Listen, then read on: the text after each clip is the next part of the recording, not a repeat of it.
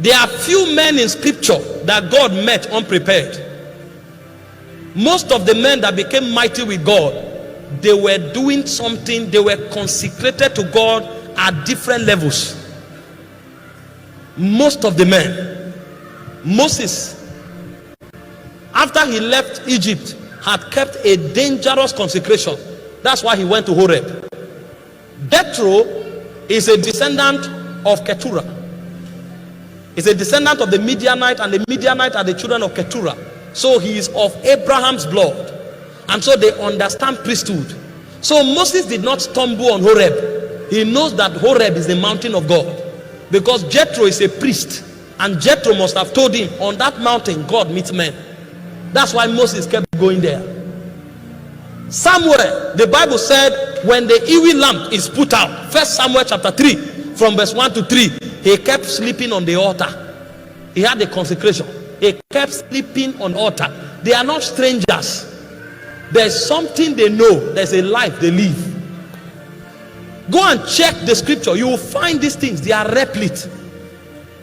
Joseph will tell Potiphar's wife, Genesis 39 verse 9, when she told him to sleep with her, he said, how can I do this evil and sin against God? My master has not kept anything from me except you. How can I do this evil? So there was a consecrated life. Our generation is porous. People don't stand for anything. They just float as their emotions lead them, and they are wondering why God is not using them and why they are not becoming mighty. If there's no consecration at the foundation of your life, you won't have energy to rise in your season. And so you must learn the ways of God, and you must demonstrate your understanding through consecration. Because if you have known God, any spirit for that matter, there must be a consecration. Go and find out the consecrations that the herbalists keep. You'll be shocked that we are joking as Christians. I've never seen any worldly herbalist. I've never seen any secular native doctor. They are too consecrated. In fact, sometimes civilization is a distraction to them.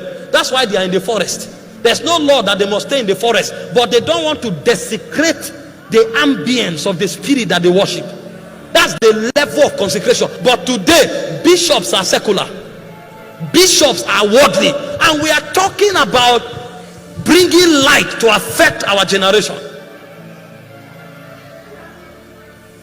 When you are dealing with consecration, there are two dimensions to consecration. The first dimension to consecration is your consecration to God, because you must have a walk with God.